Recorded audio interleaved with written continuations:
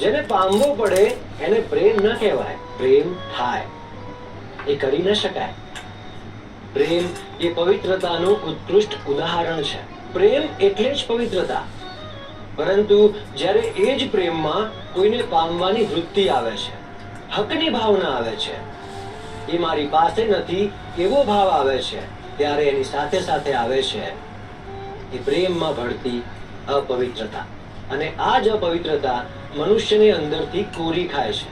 જીવનમાં જ્યારે કોઈ વ્યક્તિ ગમવા લાગે છે ત્યારે એ આકર્ષણ છે.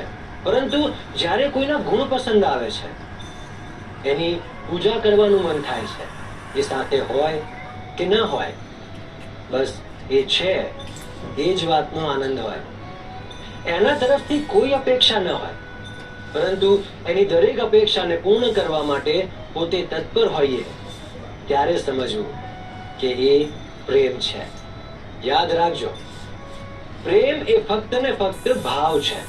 પરંતુ જ્યાં સુધી એ ભાવ બીજી કોઈ લાગણીના પ્રભાવમાં નથી આવતો, ત્યાં સુધી જ એ પવિત્ર છે.